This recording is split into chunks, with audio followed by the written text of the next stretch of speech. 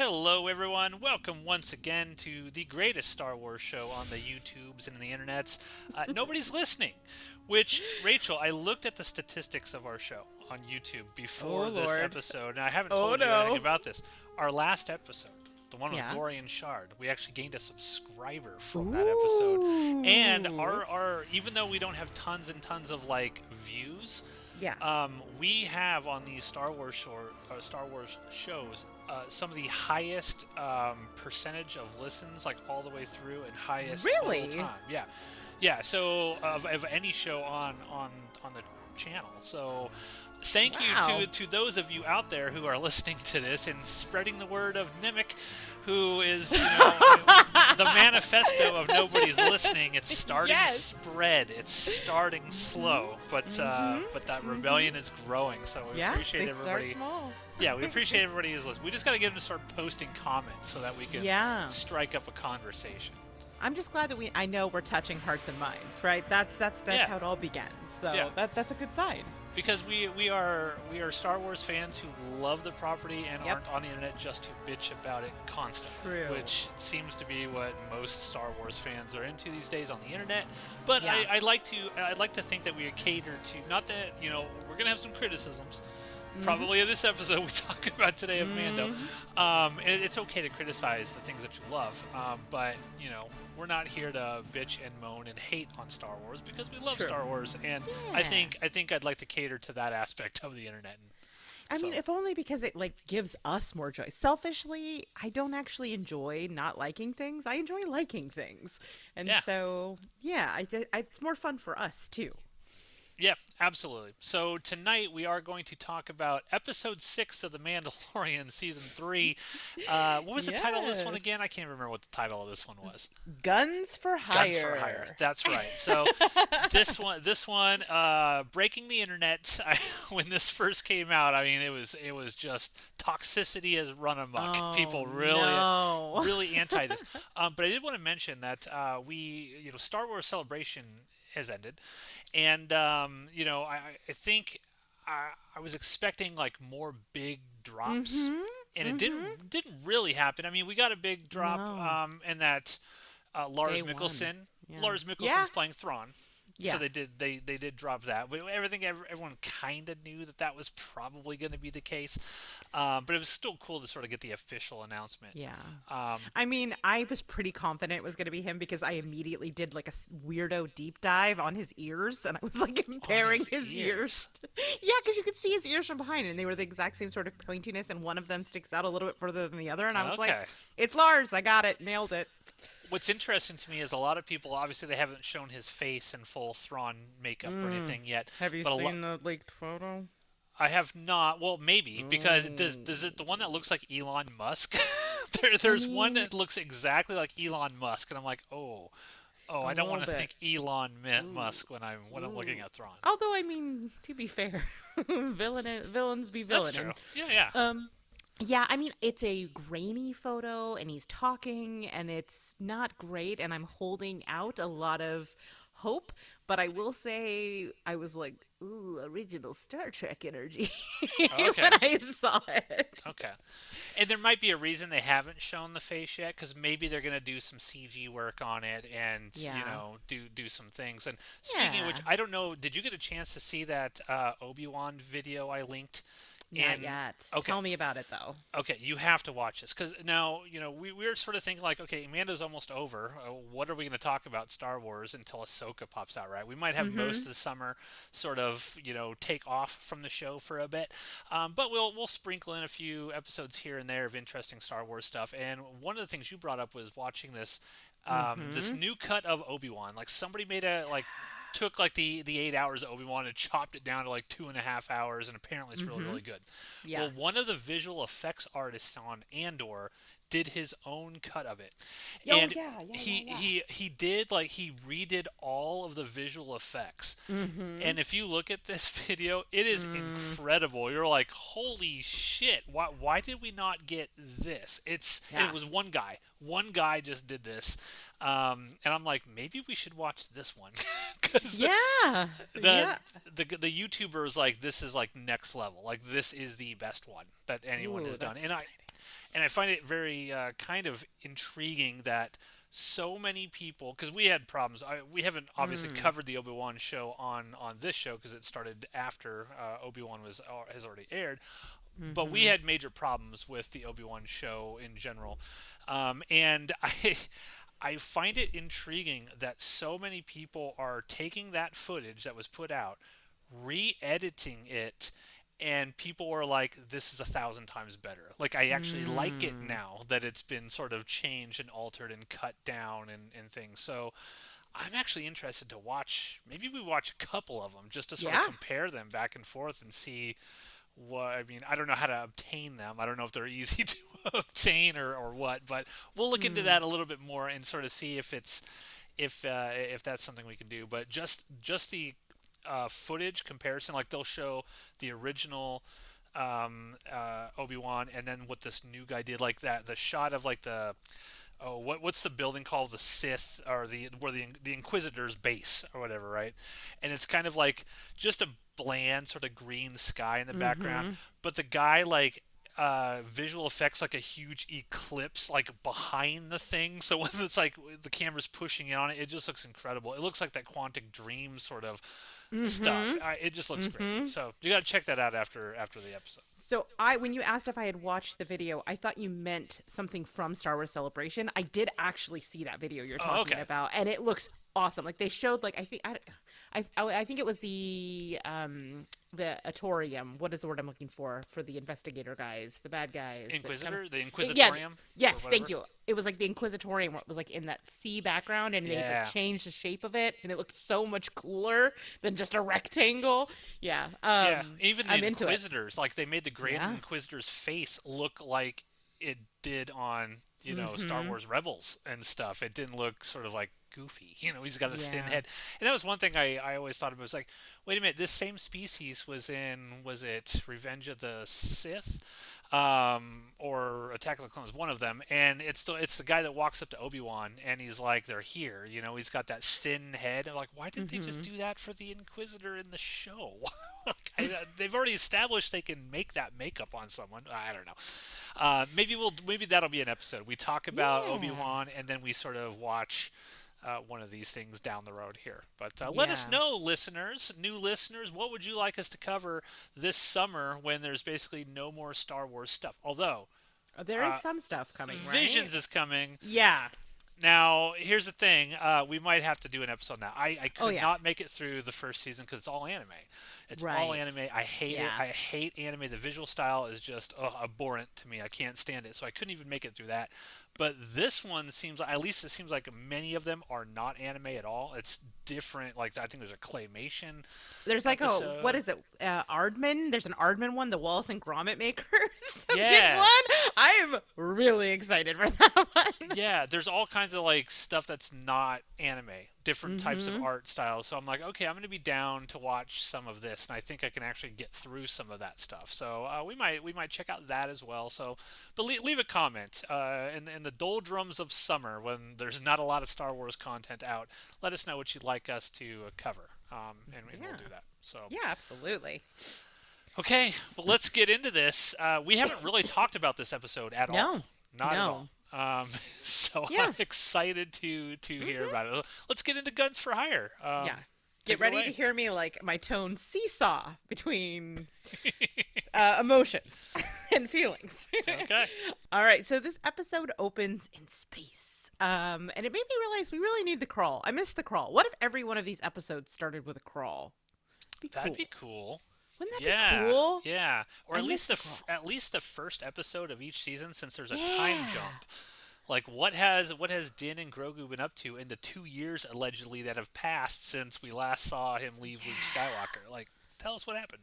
I need crawl. Anyway, so it opens in space on a Mon Calamari ship, which is being approached by what they at first think is an Imperial ship, but is actually Twist, Bo's former compatriots who, without her leading them with the dark saber, have returned to doing what Mandalorians love doing best: bounty hunting.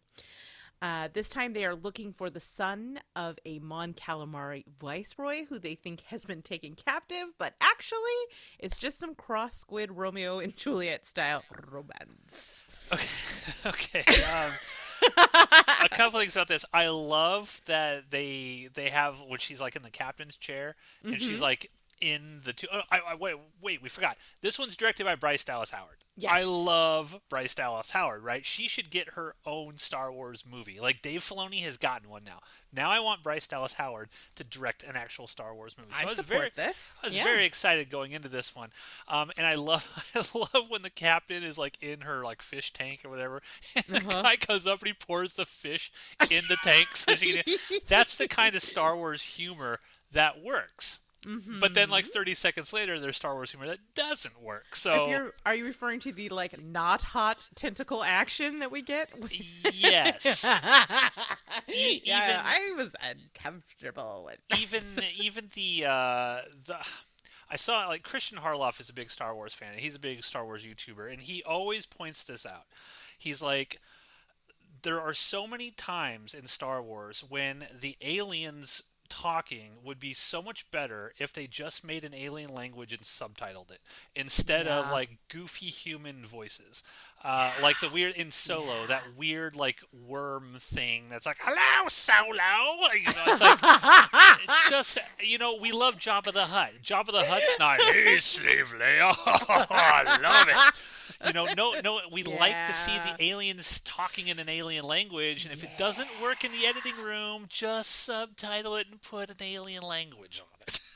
Yeah, I hadn't thought about it, but hard concur. Yeah, because this whole sort of exchange is super awkward. It's Turns weird. out he was on the run, they're in love, but then she dumps him real quick and he gets sent away, like he gets turned over to the Mandos and on his way. Now, did you know that in episode 1 of The Mandalorian, when Mm-hmm. Mando's going up to Grief Karga and he's trying to find a new bounty, one of the ones that Grief Karga shows him is a Mon Calamari prince who has like absconded from the Really? throne, and everyone's like, "Well, this is that prince." So they're like, Oh my god. "Yeah, isn't that crazy?" I mean, that's kind of cool, but Yeah. the way the lines play with it's like, ugh, nah, it doesn't work. I mean, there's a lot of Easter eggs I would like tied up, plot lines I would like, major plot points I would like tied up. I don't know that I was craving the calamari prince, but okay, good on you, Star Wars. Thanks for I think closing that loophole. they thought it was going to be funny, and it's not funny. It's just kind of cringy. It's cringy. I mean, it's fun to see the her former compatriots kind of again back on the ship because you're like, hey, I know them. That's cool. We know this is leading into something, and catching up with them is great. But yeah, like opening is odd. From there, we cut to the people we're here to see. Mando, Bo, and Grogu are making their way to the system Plazir, where the Mandalorians that we just saw have kind of set up a base as hired guns. But before they can go talk to them, they have to visit the Epcot Center. I mean, the city. So I'm getting big Tomorrowland monorail Yeah. vibes from this, which Oh yeah. I'm not mad at. That's fine. I thought it And was cool. I thought the city was cool and everything like that. I like seeing the city. Some of the stuff that happens within the city I didn't quite like. Okay, so let's get through this part. So we get to the city and we meet its rulers, who turn out to be Lizzo and Jack Black, aka the Duchess and Commissioner Hellgate.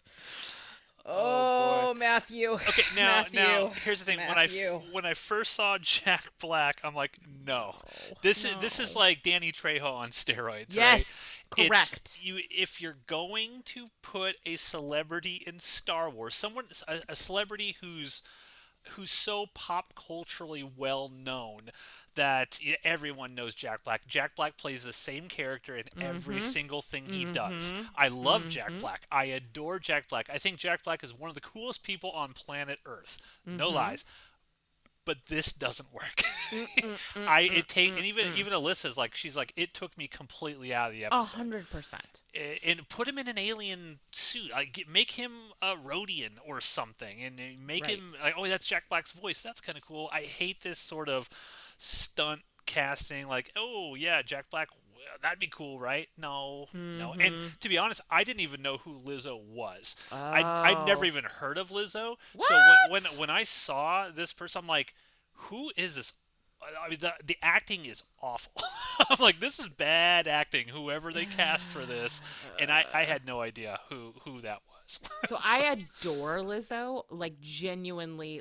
I feel about Lizzo the way you feel about Jack Black, and I was like this is beneath Star Wars and this is beneath Lizzo. What is happening? It's What is really weird. happening? And it's a shame because I feel like Boba Fett did the stunt casting poorly.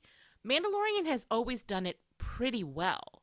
Like Yeah. putting them, recognizable voices in stormtrooper helmets, or like Daniel Bill Craig Burr. shows up. I Bill mean, Burr. Bill Burr. That's because they were using kind of like character actors, right? Yeah. That show up in places that make sense for them. And I suppose that's true of Jack Black on paper as well, but you're right. He immediately pulled there's nothing deep cut about him. You know what I mean? So you're Yeah. immediately like, oh, this is just a marquee actor and this is really weird. And also when we come to find out what the town, like this planet is all about and the way that the system works, I'm like, is this like a weird Wall-E situation? Like, is this why we cast the way that we did with the body types we did? I was displeased. I was Yeah. not happy with this. Yeah, it's weird. Again, I think they thought all the stuff was going to be funny, like the It's not banter funny. back and forth, and I'm It's like, not. no, it's really not. And Not. like It's the rough. whole Grogu. I mean, I get that they need to put Grogu somewhere, and like they don't have daycare, and like being a single parent is hard. But like, I didn't need this plot point to have Grogu somewhere to go. He could have just chased them in his little floaty egg. It would have been fine. But Grogu, whatever. my friend pointed out that that Grogu's role this season has been glorified Lassie. The only Yeah. thing Grogu has done is fly back to Bo-Katan to tell her to go help out Mando and save him. That's it. That's all Yeah. Grogu has done, which Yeah. again vindicates the fact that it's like you did not need Grogu at all in this. Have a side series, The Adventures of Luke and Grogu, and Mm-hmm. focus all of this shit on what they are kind of trying to tell, the retaking of Mm. Mandalore, but we're not getting that. We're getting Mm. weird shit, and it's almost like again, I'm leaning towards your like it's all about money and greed. Oh, we got to have Mm. Grogu in here because we got to sell toys. We got to do this, and Yep. oh, people love Grogu, and the kids love Grogu. We got to put him in there. Mm-hmm. It's not working. But I mean, they love Grogu when they're like, I'm thinking about last season, like the way it would pull that relationship pulled on my heartstrings, and I was terrified for him that the Empire was going to get him, and you could feel all of the sort of like angst around Mando's identity and being torn between these two worlds, and like they're just like, and we're done, and now he's just jumping into Lizzo's arms, and it's just Yeah. it feels like it's collapsed a little bit, but whatever. Grogu has no story right now. He had a Yeah, story. He's got yeah, no story. What he's like, oh, he's going to become a Mandalorian, I guess. Every once yeah. in a while, I'll give him a new piece of armor. It's like, this is not a story. Yeah, it's a shame too, because like that was actually a really compelling dynamic. But you know what? Maybe lessons are being learned in 3. I don't listen to all the things you listen to, but like the little tidbits I've seen, like headlines essentially, is I feel like a lot of people are feeling a little restless about this season, Well, the which problem is John Favreau says he's already written season 4. It's already done. oh And it's like, dear. dude, you need to go back and you need to fix some of the Tweak, tweak, storytelling tweak. stuff here. You're not done yet, John. Sorry, you're not. That was draft 1. Let's Excuse do me. this again. You're not done. Run that by Tony. Run that by Tony. Just let him give you some pointers on what to do. Yeah, so okay, so Jack Black is a former Imperial officer who's been through this amnesty program. And this is kind of tying back to the larger themes of this season about like redemption and identity, Yeah. and that's kind of cool, I Jack guess. Black is an Imperial officer. I Oh know. God, I know. it doesn't even No. work in my brain. It doesn't. No, it really does not. As you're saying it, I'm like, yeah, I don't really see him advancing on a career track in the Empire. So anyways, like he gets here and it's his job to rehab the system, and he meets the Duchess and they fell in love. We have to hear this whole backstory. They fell in love, and he can't have a standing army, and that's why the Mandalorians are here, because they're hired guns. And so there's nobody to deal with this problem that they're having with some of the droids are malfunctioning. And he's like, you can talk to the Mandos if you deal with these droids.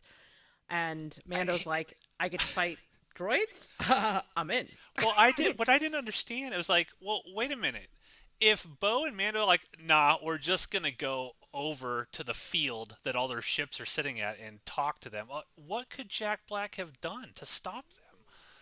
Like, because he's like, well, we don't have an army, we have nothing, but I'm not gonna let you talk to him until like, how is he gonna stop Bo and Din from just flying over to the I don't field know. where all the ships are parked? Because that's Well, I what they do mean, they anyway, basically. autopiloted they landed their ship. That's true, but they got these things called jetpacks. Oh, right. I keep forgetting. Me and John Favreau have the same Yes, jetpack John amnesia. Favreau keeps forgetting about the jetpacks on the Mandalorians, and it's pissing me off. I know, like maybe he could have like hitched a ride on Grogu's egg. I don't know. Anyway, so they agreed to go into the like I guess the lower levels of this planet. And honestly, this is where the episode kind of worked for me. I once it gets into like Blade Runner territory, like noir mystery solving, I was kind of having fun with this and it made me it Yeah, reminded me a lot of like Clone Wars one-off episodes and I was yeah, like the it's very music Clone Wars. changed, the colors changed, the vibe totally changed. We got away from like ugh, Canto Bite vibes, and this is where I think the episode gets a little better, where they have to do the investigation. Except for that, it starts with some more stunt casting that for me did not work. Maybe you feel Mm. differently.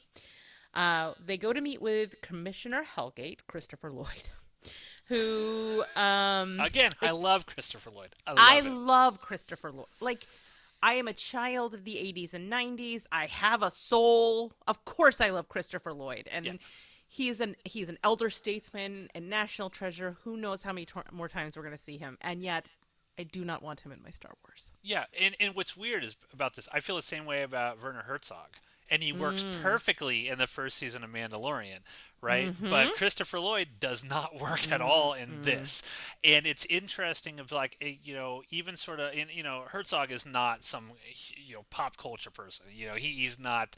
He wasn't in Back to the Future, right? It's not sort of culturally relevant, but still, you have to pick people who aren't going to take you out of the show. And this Yeah. took me out of the show again. I'm like, well, how many more guest stars are going to pop up in this thing? Mhm. Mhm. Didn't Well, work. also it's just like, well, I've seen an episode of Scooby Doo. I think I know where Yeah, this is going. yeah. It's obvious immediately. Like, oh, the big red button. Oh! It's like, God, God. Now, I will say that when we get to it, his backstory I find very Uh, intriguing. Actually, yes. I could. I We are like it. still on the same page, Matthew. Okay, okay.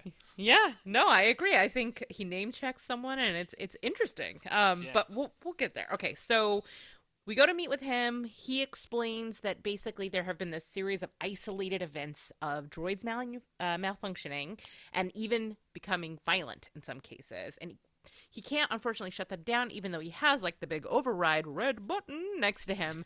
But because we learn that people have become so dependent on the droids that they do everything for them, and the society would collapse because all they do is sort of like self improvement and pursuing their passions. And so instead, he needs them to go down, figure out which ones are the malfunctioning droids, and take them out on a case by case basis. And to do that, he needs to visit the Ugnaughts, which I love the Ugnaughts. Yeah. I'm just gonna say that as a people, they give such like Bert energy. Like they're so grumpy, and they're my favorite kind of people. I think that's why I like you so much. You got a little bit of an Ugnaught vibe sometimes. Fair. So yeah, game recognized game, right? So Bo tries to talk to the Ugnaughts because they're sort of the droid smiths of the planet. Yeah, And they think it because does not go we're well. on a detective story, right? It's Detective Yeah. Bo-Katan and Detective Din, and they're trying to figure out who's causing all these droids to malfunction. I will say, when Jack Black whenever shows the images of all the droids going crazy, I did laugh at that. I love the one where like the trash one where it's like he starts throwing the trash all over. It reminded me of The Burbs, one of my favorite scenes in movies ever, with the trash man or Dick Smith. Oh. It's like I love when he goes like, "Well, who's gonna clean up this mess?" And Bruce Dern goes, "Well, you're gonna clean up the mess because you are a garbage man." I love it. It's Oh my incredible. God, I I love laughed. that movie. Oh, it's amazing. It's amazing. I mean, here's the thing: I know we've been kind of critical about this episode so far, but like, there are fun elements to this. Like, there are 100%. parts of this that really work for me, and one of them is the Bo Mando, like, buddy cop dynamic. I You liked know? it. Yeah, I'm with you. I love this whole little quest of. I think you Mm-hmm. find out interesting things about the droids on this planet. Mm-hmm. I think I Mm-hmm. love the moment when like Bo tries to take charge, right? And she can't. She's getting nowhere with the Ugnaughts. They're just looking there like, shut up. And then I love that it's like Din who's got to be able to, Mm-hmm. speak with them. And then he teaches her like, look, I spent some time with them. You gotta, gotta respect them in a certain way and talk to them in a certain way for them to get on board. So she's learning things from Din. All of that stuff is good. Yeah, it's It's all good. good. It is a fun sort of camp version of the dynamic that we really liked in the Dr. Pershing episode, right? Because Yeah. human moments, human dialogue moments are Yeah. enrich it, right? The problem is this is episode 6 of an 8 Yeah, episode season, and that is a problem. people watching this are like, what the fuck are we doing here? Like Yeah. it seems like this is 30 minutes of wasted time. We've already had a bunch of episodes leading up to this where people are like, oh my god, like where is this going? What is the plot? What is the overall storyline of this? Why do I care? And then boom, they throw in this, and you're just like, Yeah, is I there get it. direction here? Like, what's happening? This I would have been mean, great as episode valid. 2 or something. Yeah, yep. I agree. I mean, this is something that we talked about in Bad Batch as well. Is like you'll get some going Yeah. somewhere, and then they just slam on the brakes with another episode. And yeah, I agree. Treasure! Yeah, this is the treasure episode of Mandalorian. So, anyways, they continue their investigation. The Ugnaughts send them off to an area where they think there may be more of the malfunctioning droids. And Mando has a very specific investigation technique that he employs to find one, which is start kicking droids and see which one gets pissed off. Yeah. They really play. I guess we've yo-yoed back to Mando now hates droids again. Right. like we were he hated droids, but now IG-11 sort of changed his mind on droids. But now suddenly we're back to him really hating droids, and again Nephew, it feels you're inconsistent. missing that the plot requires it. But that's the problem. I know. That's why this episode feels so poorly written. It's just Yeah. tonal whiplash here. Yeah. Although I do enjoy the chase scene that results in this ridiculous Yeah. kicking technique. I like that he's that'll- kicking him over. I think it's funny. I mean, that worked. That was Yeah. work. Yeah. But I mean, it reminded me a bit of like things I liked in Clone Wars, like the running Yeah. around in the like lower levels of Coruscant vibes. Yep. And again, this dynamic between the two of them is a lot of fun. I love when they pull out like the police tape essentially, and they're like it's like very noir gumshoe vibes, and I like it. I enjoy Yeah. them. Like I said, the score in this is very different for this part, and it all is kind of working for me. And they find again falling on these like noirish tropes instead of a matchbook that's like some sort of like spark box, which is just I don't know a fun touch, right? Yeah. Which leads them to the Resistor, the local watering hole for droids, which is, like you said, really cool world building. Yeah. Yeah. So they question the droids, and in this case, we have a little role reversal. Turns out Bo is definitely better at communicating with the droids than Mando, who wants to go straight to violence. He chooses violence. He hates them. Yeah.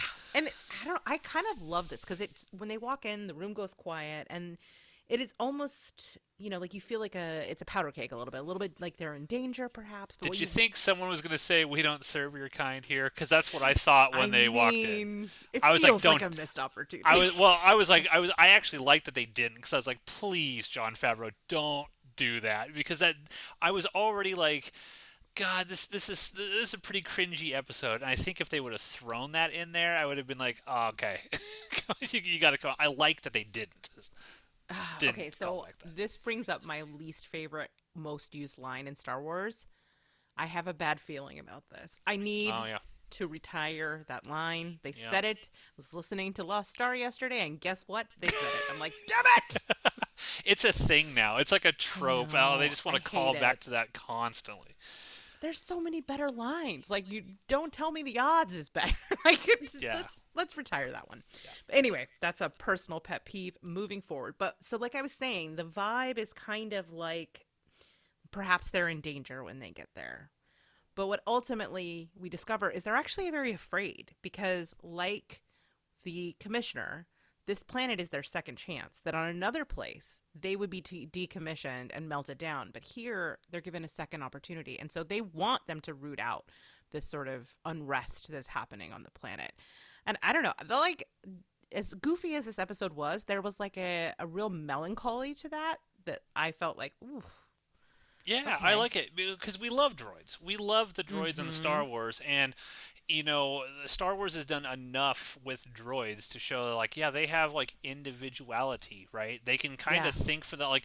Everybody in the galaxy thinks that they can't think for themselves, but they actually can. And yeah, it's like these droids. Like, okay, well, there's new models, right, that do 1,000 times better than the previous model. Well, if that's like an actual intelligent robot that has Mm-hmm. feelings and desires, like, you're just going to melt it down. And I love the fact that they're like, no, man, please help us find this guy because we don't want this, we don't want to be destroyed. I love that's great Star Wars world building and storytelling. Yep. Yep. Totally agree. Totally agree. And you're right. I love the droids. There, and when I see certain models of them in this episode, I got so excited. At the end, when we're back up on the Bacanto Bite level, there's one of those little like rabbit shaped droids that Yeah. are very much in all of the animated. I don't know that I'd seen one in live action. I was so excited to Yeah. see that droid. I think they're so cute. The droid from Um, Star Tours is there, like that model from Star Tours is there. Yeah, it's yeah. cool. That kind of stuff is just cool.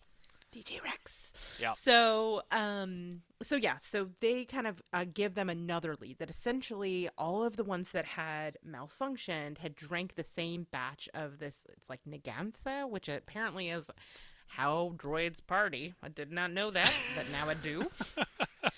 So they end up going to Robo Morgue, and a Robo autopsy just like uncovers that they have actually ingested nanobots that twist lead back to our, shocker. Doc Brown. Yeah, Doc Doc Brown Brown. did it. Yep, yep, yep, yep. But like you said, the reason he sort of uncovers in this very, like I said, Scooby Doo esque reveal is interesting. That his politics are not what necessarily you would have guessed. I don't know that we totally understand his motivation, but he does name check Dooku, which is kind of rad.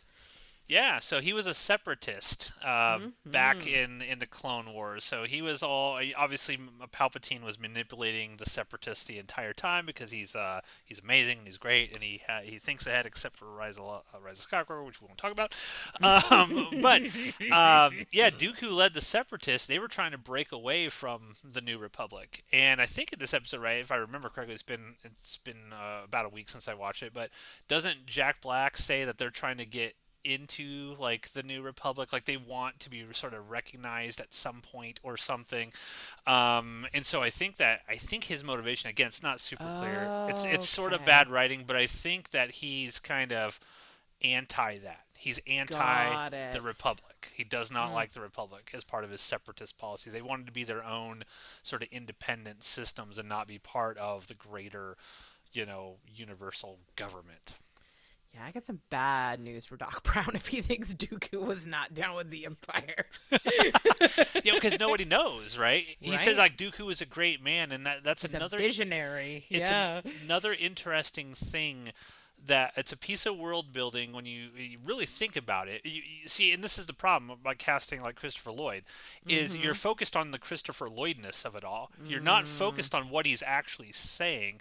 But it's interesting that number one, there are still separatists out there that don't want to be part of the New Republic and are, just another faction of people who don't agree with this new government that Mon Mothma is putting together post Return of the Jedi.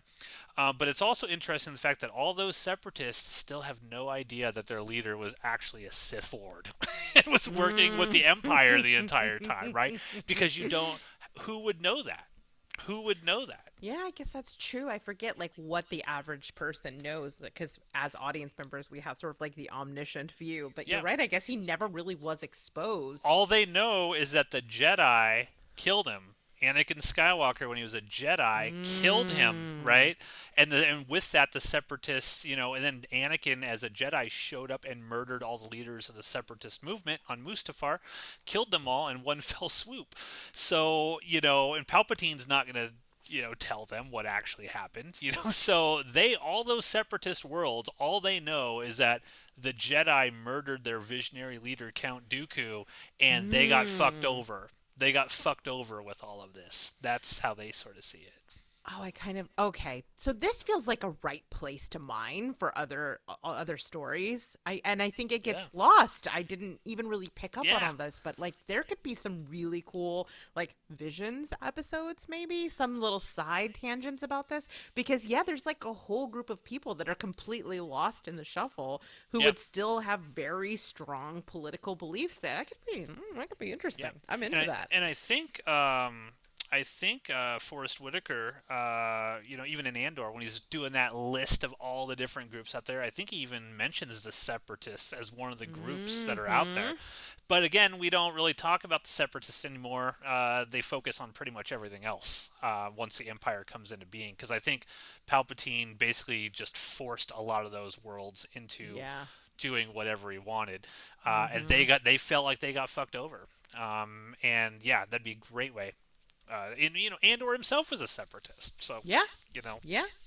Well, I'm sure that it's probably somewhere on some board of Dave Filoni's where he's like, and then we'll start the trilogy about the Separatists. yeah. And I don't even understand. To Christopher Lloyd's point, I'm like, you're living on a world that's basically perfect. Right? I Yeah. mean, so perfect in quotes, but I mean, there's no crime, there's no anything. So I don't even understand like what his goal for that particular planet was, other than I don't want them to join the New Republic, or something. Yeah. It's weird. It's weird. That helps me because it made zero sense to me. And he's like, Yeah, I never give up. I'm like, what are you talking about? yeah. I mean, I guess, sure. Whatever you say, Doc Brown. 21.1 And gigawatts or whatever. and the other thing about Jack Black, it is cool to see someone who ostensibly has gone through this sort of, hey, you were a previous Imperial, we're putting you through Yeah. this sort of reprogramming sort of thing, and it kind of works. He's kind of like a good dude now, as far Yeah. as we know, Yeah. as opposed to your girl, who clearly it did not take sort of that Mm. programming. But that's part of what makes it so good. So I also like that, and I love that he's still wearing that little, I don't know, it's like a patch or something to show that yeah, you had to go through this reprogramming thing for the New Republic, Imperial reprogramming or whatever. Hmm. I Again, you could mine all kinds of cool stuff with that, but Jon Favreau chooses not to. He chooses look at the cameo. Ugh, and we have to go back and do another one. When this last scene with them is the worst part of the Oh entire yeah, episode. yeah. Let's get to The that. stupid ball game. And then the like key to the city and the like The we are knighting. sending you to the moon. All of this. I'm like you had just you had gotten so much goodwill. So you had developed so much goodwill with this sort of like lower level underworld vibes and the like heart tugging stories of the droids. Like you had won me back, and then I have to see a weird roly poly ball game that jumps through all the. Oh, it's so goofy. It's too goofy. It's I can't. weird. I can't. And I forgive some of it in Bad Batch because it is animated and it is For ostensibly kids. for children. Yeah. And Mandalorian has turned into a political intrigue, so it's very strange to suddenly be, you know, doing some weird game. I don't know. It's really hard for me. It's tonal whiplash, and we're not done because there's still one more scene Yeah. that is like again in another episode. Why did And they give Bryce Dallas Howard this episode? Like, I mean, why she did they tried her give her best. this? Oh, I definitely think she tried her best. I don't think it's poorly directed at all. No. No offense. Like, I don't blame bad actors generally, because it's like, look, that's the performance that the director was okay with, right? Yeah. But that's predicated on the fact that you can act at all to begin with, right? I don't Yeah. know if anything Bryce Dallas Howard could have done could have had Lizzo act well in any of this. Even the dialogue was so I cheesy and mean, hokey. It's like, what are you gonna do? yeah. It's like I'm making lemonade out of the lemons I've been given with this script. Yeah, and I think to some degree that's true for Lizzo as well. Like, look, she's not an actor. She's a Yeah. singer. She's a dancer. She's an amazing flutist, but she's not an actor. And to give her this dialogue for her debut, that's some hazing shit right there. It's rough, So, yeah. that's rough. That's rough. All right. So, with the key to the city, they are also granted access to the other Mandalorians, and they again have to get on the monorail. And I do think this is another scene of great chemistry between the two of them on there, where she's talking about like, I guess I'll figure it out when I get there, as if there was ever any other choice but to immediately turn to violence. Um, which of course she does. She gets there, she sees Axe, and she challenges him to a duel for the control of the Mandalorian fleet. And I mean, I don't know about you. I never for a minute thought she wasn't going to win this fight, but the fight itself was pretty great. Yeah, cool fight. Lots of jetpacks. Yeah, yeah, which they could have used to just fly over to that field. But, Maybe it was really far and they would have run out of gas. Hey, we have now set a precedent that the tanks are not endless on those jetpacks, and that monorail seemed very fast. So yeah. Apparently our lead characters here are too stupid to be able to get their ship and figure out how to end the stupid whatever lock that they have on it and just fly away. Is that what Jon Favreau is telling me? Din and yes. Bo-Katan are too stupid to figure out a way to get to that field. Bad writing. I don't know, man. It's bad writing. It's okay. It's bad writing. Okay. Well, let's talk about a little more bad writing then. um, Great segue. So the fight is great. She wins, but there's still sort of this hanging chad of her having lost the Darksaber. And it's been one of the plot points that everyone has kind of wondered, like, how will this resolve? Will Moff Gideon beat Mando and then she fights Moff Gideon again? And do they fight each other? Do they turn on each other? Is there betrayal between them? Is there this thing called drama? No. Why have drama when you could have a loophole? And just like that, the plot is resolved when he says, okay, so by the transitive properties of X plus Y, and I got beat up by this one guy, and you beat that guy up, so therefore the Darksaber is yours. Yeah, does that mean that monster in episode 2 or whatever was like the leader of Mandalore for a short period of time?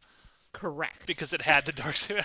Now, the rules of the Darksaber are kind of, you got to get past them because they've been broken. Wave the hand. But this, I was like, this is the laziest way out and the laziest writing possible. I do not understand how anybody who Jon Favreau showed this or ran this idea past could have been on board with this. This is so anticlimactic, and it's a betrayal of everything that's been set up before. Like, even look at the stuff in Book of Boba Fett when Din, Big Daddy Vizsla fights him for it, and the armor's like, it's heavy in your hands because you haven't learned to be able to, basically use the Force, essentially. It's got to come through you, and you got to, you're fighting it, so it's heavy. It's like, okay, they're setting up Din. Din's beating back all these people with the Darksaber. He's fighting stuff. No, here you go.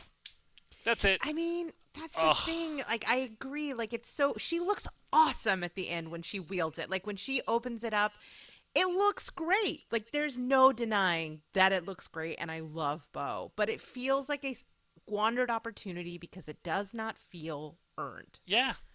And it makes her look like a lesser character. Weak. It's just like, oh, wait, she can't get it on her own somehow. She's got to get it through a loophole. Right? Isn't that what the whole curse of Mandalore? Like, she didn't get it the right way. The armor's like, you didn't get it the right way, and you cursed Mandalore, and Moff Gideon blew up our fucking planet. We don't like you, Bo-Katan. And now, why didn't Din just hand this to her 4 episodes ago? Yeah. Oh, by the way, thanks for saving me out from this monster. Here you go. Technically, this is yours now. Right? I don't fucking get it. This is probably expediency. It's expediency. That's what it is. It's expediency. It's setting up too many things and being like, okay, we need to hurry up and wrap this up. which is why I'm terrified. She's gonna fucking ride the mythosaur in like the next two episodes, and we're gonna have that whole fucking thing wrapped up before the next. Mm-hmm. And this is probably my least favorite episode of The Mandalorian ever. Like That's fair. I watch this, I'm like, what are we doing here? Like I am trying to do my best to get beyond the Mm-hmm. bad plotting and the bad storytelling this season that Jon Favreau is giving us, and in this he just like, oh, you didn't like that? Well, let me kick you in the balls really hard with this. Yeah. And I'm like, Yeah. wow, I don't know. It's a disservice to the characters. Yeah, he's got like all of these top tier toys to play with, and he's just like, I'll just dig a hole.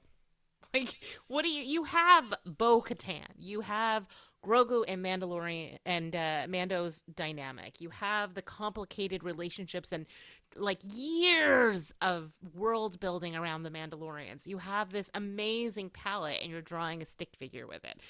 And you can see that there are moments where he like completely nails it. Like I said, portions of this episode I think are excellent. Yeah. Portions of other episodes, the Pershing episode, like 10 out of 10, no notes.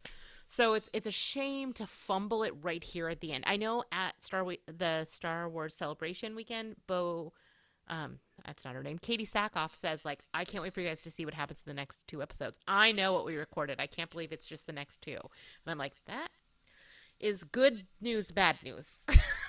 Yeah. Like, it's great that there's lots of cool stuff coming, but is it going to come so fast and so like smushed together that like it has no impact? It's just like dazzle camouflage. Yeah, and these episodes are so short, right? They're usually less than 40 minutes, and it's like you Yeah. cannot tell me, you can't, if I'm sitting in that right, and from most of this, other than the episodes, because I don't know which episodes Dave Filoni technically helped on, Mm-hmm. but I cannot imagine Dave Filoni, and ultimately this is Jon Favreau's show, right? He is the main writer and storyteller on this, and maybe he's just like, look, this is how I want it. But I can't imagine that Dave Filoni of all people have been like, yeah, people are gonna like this. You're building all this up, and then, yep, loophole. Here you go. Take it. Take it. Yeah. And Yeah. I don't know. I don't know. Do we know the run times for the last two episodes yet? Have they announced that at all? I don't think so. I did see some comments from people who had seen the opening, I guess, 10 minutes or so of the next episode, and apparently it's like, boom, we're right into it. We're right into the shit. Right from the Okay. get go, we're getting some Gideon, we're getting Thrawn, at least name dropped, where it's all Hmm. rolling downhill quickly. But again, it's too quick. It's too quick. The first two seasons, it's Din trying to find essentially Luke Skywalker, somebody to give Grogu to. That took 2 seasons. Yeah. Everything is wrapping up in this. It's Din Mm-hmm. being redeemed. It's all the Mandalorians coming together. It's Katie Sackhoff getting the dark saber. It's like all of this compacted into six Yeah. episodes. I'm like, what? What? It's the same Yeah. I problem mean, people had with Luke Skywalker and Grogu. Oh, in 2 episodes of Boba Fett, it's over. It's done. yeah. It's over and done. Yeah. Yeah. I mean, I'm going to reserve my full judgment until the credits roll on the final episode. But it is triggering a Game of Thrones trauma in me. Those last couple of seasons where expediency took over the story writing, like when it was no longer in the hands of George R. R. Martin, and it was just like, let's just hurry up and wrap this up so that we can go make these Star Wars movies that we don't end up actually making. And I'm feeling a little like that could happen here. But we'll see. There are 2 episodes left, and I remember there have definitely been shows. I know you didn't care for The Last of Us, but when everybody heard that was the final episode was the shortest, we were like, how is that even possible? And that totally stuck the landing and had a short runtime, and it was perfect the way it was. So that could be true here. That could be true here. And I, as a lover of Star Wars, I'm going to keep the flame of hope alive until I am proven otherwise. And then I'll be Yeah. very grumpy. And I will watch this show until it's no longer on. It's not like I'm Right. like, oh, if I hate the Right. Mandalorian now, I'm not going to Right. watch it. But No. I do think it's fair and valid to voice criticisms, Yeah. legitimate criticisms of storytelling, because again, I don't want Jon Favreau to make the same mistakes in season 4 that are being made here. Yeah. If it takes, hey, like for example, a Bad Batch. I watched the Bad Batch panel celebration. Dave Filoni created that, but Dave Filoni's not writing every single episode literally himself of the Bad Right. Batch. He has, what do great leaders do? They accumulate talent around them, and they Mm-hmm. put them in the best position possible to succeed. They give them ideas and stuff, and they let those talented people sort of roll with it. And we've Yeah. gotten amazing stories in the Bad Batch this season. Amazing story, and Mm-hmm. it's not literally Dave Filoni writing every single episode. And I Yeah. feel like maybe Jon Favreau needs to allow some other people to write some of these things. Like, be the idea guy. I love the ideas that he's coming up Yeah. with in this show. Great ideas, but some of the writing is in the plotting and the way this is all sort of The going down. pacing. Yeah, the Yeah. pacing. It's just Yeah. way off, Yep. way off. Yep. Yep. Yep. Yep. Like I can't tell if it needed more episodes or less episodes or what. I do think. I just think the episodes need to be longer. I Yeah, you're think you probably just need. right. You can have the 8 episodes because what it was 8 episodes each first season and second season. Those were Mm-hmm. fine. Those were fine. Yeah. I mean, we Yeah. got everything we needed out of those episodes. The problem with this is they're so short. They're deviating. Like all the purging stuff. That's great. But it's just put in a weird spot in the middle of the season where again it just kills the momentum and people are like, Mm-hmm. "What? Why aren't we cutting back and forth from that Yeah. stuff throughout multiple like put Pershing in the very first episode. Cut to him there. Establish what's going on in the first episode and like build that sort of up throughout the series. Mm-hmm. But no, we're gonna throw it all in 45 minutes in one episode in the middle here, and jar you out of what you're engaging with, and then boom, we're gonna move back to this, and oh, we're wrapping up this, and oh, by the way, here we're gonna throw in Jack Black and Lizzo and Christopher Lloyd and a side thing that doesn't really seem to make any sense or not or be necessary at all. Mm-hmm. When they literally have jetpacks and they can fly over to the field where all of the ships are. It's I don't know. I don't know. It's Yeah. it's not good. That's what I'm saying. That's not No. good. And I feel it less when the writing is really good, like in that Pershing episode. I hear what you're saying, and I see why people who did not connect with that episode would feel the way that they did, but I really feel it here. I really Yeah. felt that stall here, and it's a shame because again, there's cool things. You need to have more episodes per season if you're going to do this. If you're going to follow the Clone Wars style, like where we skip around and we kind of do weird one-offs. Yeah, but there was like 25 episodes a season in Clone Wars. This we wait 2 years for our like 8 precious episodes. You cannot take me Yeah. to Canto Bite. Yep. You And I cannot. and I think at Celebration they said when they were talking about Ahsoka, what's coming out, like Mm-hmm. Dave Filoni wrote a couple episodes, but he got like other writers to write a lot of the episodes of Ahsoka as well. Even though he's show running it and he's like the main creative force behind it, sometimes when you're a creator, you have to know your limits. Like I Mm-hmm. have liabilities in this area, and I think maybe Jon Favreau's got a little punch drunk on the success of the first 2 seasons, where there's Yeah. basically really no criticism whatsoever. And to be Right. fair, the Was it finale great? of season 2 of Mandalorian was all time. Like it's Yeah. all It's time great. great. Yeah. And so all you're getting is you're amazing. And then maybe he's like, hey, well, I'm going to do all this. Everything I touch turns to gold. It's like, nope, nope, nope, nope, nope. You're going to have to Edit. Yeah. bring it back a little, John. And like I said, hopefully this will course correct. I don't hate the show by any means. I love No, all the no, no, no, no. characters. Yes. But this was not a good episode of the show. And it also is not tarnishing my enthusiasm and excitement for other things coming. And that is, I know something we talked about, like with Andor, people, maybe losing steam before that or losing steam for before this because of the disappointments of other things. I'm still not experiencing that. I'm still incredibly excited for Ahsoka, like beyond. Yeah. And yeah, this is not deflating that in any way. Yeah, I want to see all of the stuff that they're setting up in all of Yeah. these shows and Mm-hmm. these episodes. I just don't want it done so quickly.